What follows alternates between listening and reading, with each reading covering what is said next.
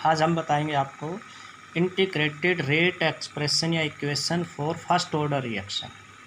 First order reaction के लिए integrated rate equation क्या है। ठीक है भाई, मान लो कि रिएक्शन है, हमारे पास ये कोई रिएक्टेंट है ए, ये चेंज होता है प्रोडक्ट में। ठीक, तो जो रेट ऑफ रिएक्शन है वो किसके डायरेक्टली प्रोपोर्शनल हो गया, कंसंट्रेशन ऑफ ए के हो गया, है ना। अब रेट ऑफ रिएक्शन प्रोडक्ट के डायरेक्टली प्रोपोर्शनल हो गया। अगर मान लीजिए हम ये रिएक्शन शुरू करते हैं विद ए मोल से, कितने मोल से, ए मोल से रिएक्ट करते हैं, शुरू करते हैं इसको, और टाइम टी के बाद ये एक्स बच जाता है। तो चलो मैं इसको suppose we start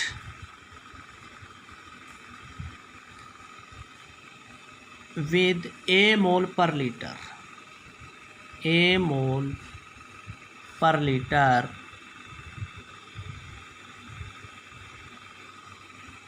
of reactant A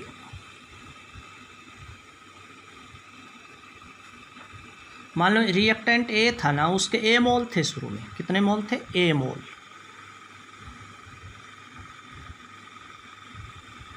time T के बाद ए में से एक्स चले गए, ठीक है ना, ए मोल। और उसके बाद आफ्टर टाइम टी मान लो रिएक्शन होती रही, ए से प्रोडक्ट बनते रहे। आफ्टर टाइम टी के बाद मान लो एक्स मोल इसमें से इसमें कन्वर्ट हो गई। After time T suppose X मोल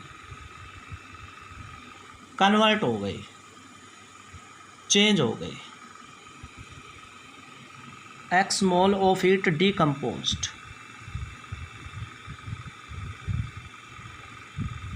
तो टाइम टी के बाद कितना बच गया, ए माइनस एक्स। शुरू में ए लिया मान ला हमने, टाइम टी के बाद एक्स मोल इसमें से चले गए, तो कितना बच गया, ए माइनस एक्स बच गया कि नहीं।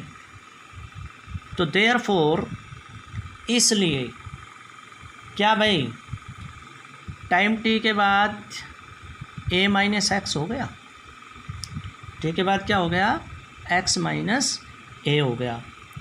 तो according to law of mass action, तो अब हम क्या लिख सकते हैं, rate of reaction is directly proportional to a minus x.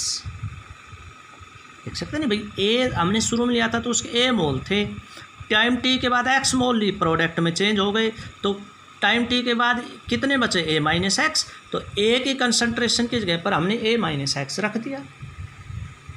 ठीक है, अब स्मॉल टाइम जो हम लेते हैं तो हम इसको लिख सकते हैं, that is rate of reaction d x by d t. D x क्या है भाई, small concentration change in small time is directly proportional to a minus x. अब इस प्रोपोर्शनलिटी को तोड़ देते हैं, तो d x upon d t is equal to k a minus x. ये रेट ऑफ रिएक्शन आ गई कि नहीं। ठीक है, रेट ऑफ रिएक्शन। तो ये के क्या है भाई, रेट कांस्टेंट। अब हम इसको लिख सकते हैं, ये जो इक्वेशन है हमने इसको इक्वेशन 1 दे दिया नाम, क्या दे दिया, equation 1। Equation first may be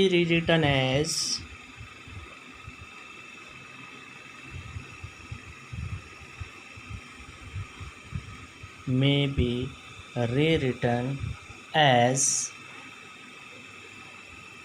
in the form of क्या भाई, dx upon a minus x is equal to k d t. लिख सकते हैं, d x upon a minus x is equal to k d t. अब हम क्या कर देते हैं, इसको इंटीग्रेशन कर देते हैं। ये हमने equation second they the. Bye integration on both side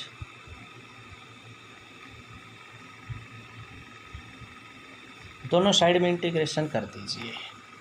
हमें क्या मिलता है अगर हम दोनों साइड में इंटीग्रेशन कर देते हैं तो क्या भाई, integration d x upon a minus x is equal to integration k d T.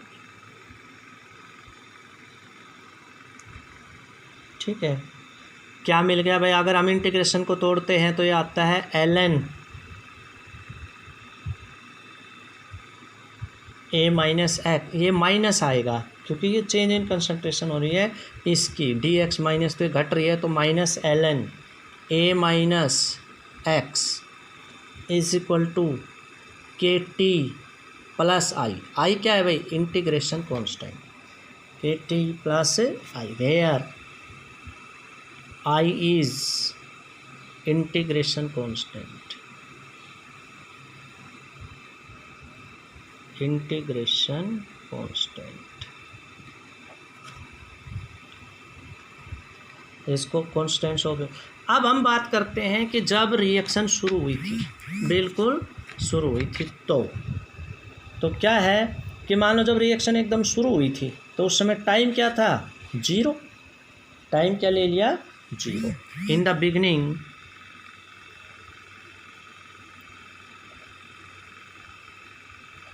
शुरुआत के अंदर, व्हेन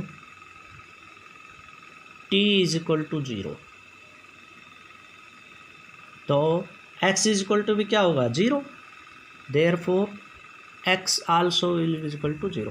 भाई जब शुरुआत जीरो, जब मान लीजिए रिएक्शन शुरू करी, आपने रिएक्शन शुरू करी, शुरू करते ही इसके ए मोल लिए थे, ये थे ना, आफ्टर टाइम टी इसके एक्स मोल चेंज हो गए। लेकिन हम ये कहते हैं जब टाइम जीरो ही था, जब रिएक्शन शुरू ही करी थी, तो कितनी कंसंट्रेशन चेंज हुई, तो एक्स तो कुछ भी नहीं बना था, चेंज तो डिकम्पोज तो कुछ भी नहीं, तो एक्स की वैल्यू जीरो हो गई।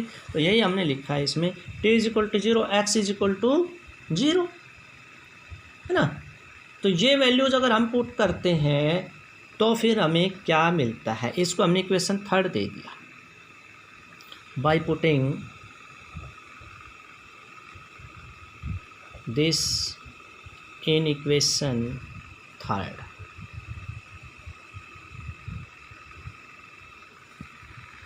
तो क्या हो गया भाई इसमें, अब टाइम जीरो है, टी इज इक्वल टू क्या हो जाएगा, जीरो हो जाएगा, तो ये क्या बन जाएगा आपका, आई आ जाएगा। तो क्या हो गया, माइनस ln हमारा ए माइनस जीरो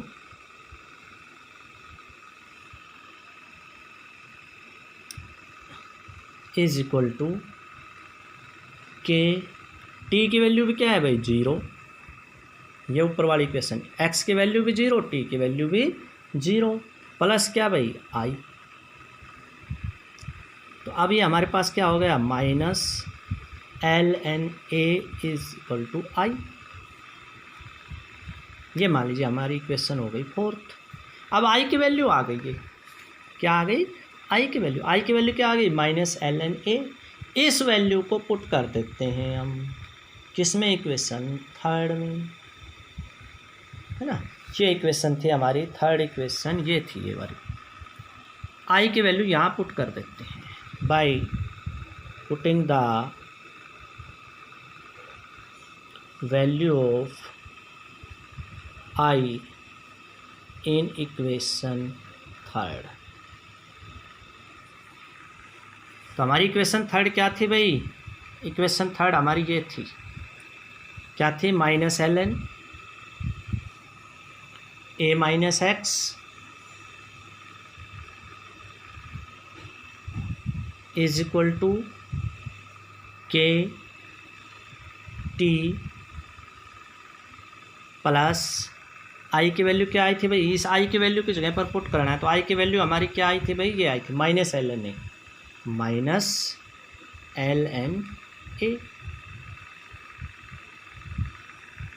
यही ना हमारी वैल्यू।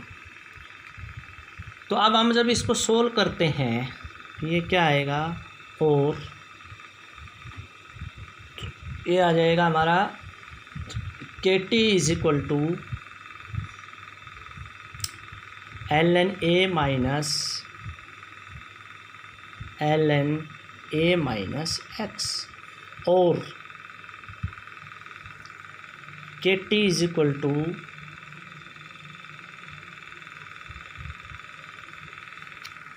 एल एन कॉमन ले ले भाई, ठीक है। क्या आ जाएगा, ए बटे ए माइनस एक्स, ए बटे ए माइनस एक्स, और के इज इक्वल टू क्या आ गया, l n 1/t l n a बटे ए माइनस एक्स। इसकी वैल्यू ले लेते हैं, ये नेचुरल लॉग ले लेंगे। नेचुरल लॉग की वैल्यू क्या होती है 2.303, एल एन की वैल्यू क्या होती है नेचुरल लॉग की 2.303। तो इस वैल्यू को यहाँ पर पुट कर देते हैं हम, तो इस वैल्यू को पुट कर देते हैं तो के की वैल्यू क्या आ जाएगी भाई 1/t 2.303, तो इसको 2.303 से मल्टीप्लाई कर देते हैं डायरेक्ट, 2.303 लॉग, है ना, क्या आ जाएगा भाई ए बटे ए माइनस एक्स। तो ये हमारे पास ये वैल्यू आ जाती है। तो यहाँ से हम के की वैल्यू निकाल सकते हैं। अब टी भी आ जाएगा, इससे टी भी आ जाएगा। टी क्या आ जाएगा, टी इज इक्वल टू क्या हो जाएगा भाई 1/k, 1/k मतलब यहाँ पर 1 है तो ये लॉग तोड़ा था तो 2.303 लॉग ए बटे ए माइनस एक्स। तो टी भी निकाल सकते हैं हम, के नीचे आ जाएगा, है ना। तो ये था हमारा फर्स्ट ऑर्डर रिएक्शंस। अब इसका हाफ लाइफ टाइम निकालना है हमने। क्या निकालना है, half life time first order के लिए। तो हाफ लाइफ टाइम इसके फर्स्ट ऑर्डर के लिए निकालेंगे तो क्या निकलेगा भाई, तो हाफ लाइफ टाइम ये हमने पहले भी बताया था, हाफ लाइफ टाइम की जब कंसंट्रेशन आधी रह जाती है of first order reaction. Half life time कब होता है, जब इनिशियल कंसंट्रेशन की हाफ रह जाए, इनिशियल कंसंट्रेशन का आधा, मतलब एक्स की वैल्यू क्या हो गई, आधी हो गई, मतलब आधा डिकम्पोज हो गया। इनिशियल क्या था हमारा ए, और हाफ टाइम के बाद आधा एक्सपोज हो गया, मतलब ए बटे 2 हो गया कि नहीं हो गया। तो एक्स इज इक्वल टू क्या होगा a/2, ठीक है। When half of the reaction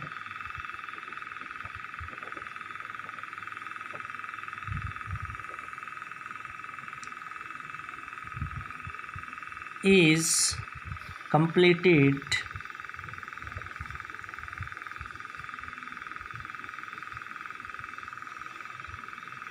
therefore x is equal to क्या हो गया a/2।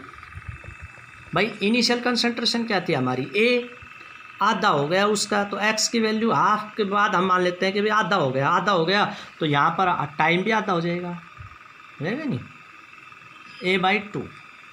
Then therefore t half is equal to 2.303 upon k log a बटे a माइनस a/2, क्योंकि x की वैल्यू यहाँ पुट कर दी हमने, आ गया। अब ये हमारा क्या हो जाएगा, जब हम इस कैल्शियम लेंगे तो 2a हो जाएगा, 2a माइनस a हो गया कि नहीं होगा। तो जब ये हो जाएगा तो ये log 2 हो जाएगा, क्या हो जाएगा log 2 हो जाएगा। तो क्या हो गया is equal to 2.303 log 2 upon k।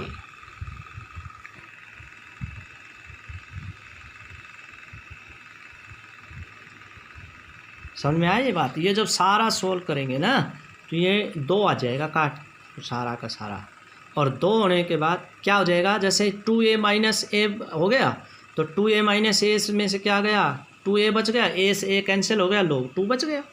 अब ये log 2 हो गया। अब अगर हम इसको सोल्व करते हैं, log 2 की वैल्यू रख करके सोल्व करते हैं और इसको इससे मल्टीप्लाई करते हैं तो ये आता है 0.693/k। तो हाफ लाइफ टाइम अगर निकालना है फर्स्ट ऑर्डर के लिए तो ये आ जाएगा 0.693/k। ये log 2 की वैल्यू पुट करेंगे यहाँ पर, ठीक है। तो ये जब सोल्व करेंगे तो ये आ जाएगा। ये थे आपके फर्स्ट ऑर्डर रिएक्शन। तो भाई ये आपका चैप्टर हो गया कंप्लीट। आगे का आपके सिलेबस में से काट दिया गया है। अब नेक्स्ट हम जो शुरू करेंगे वो आपका चैप्टर नंबर 6 करेंगे आगे से।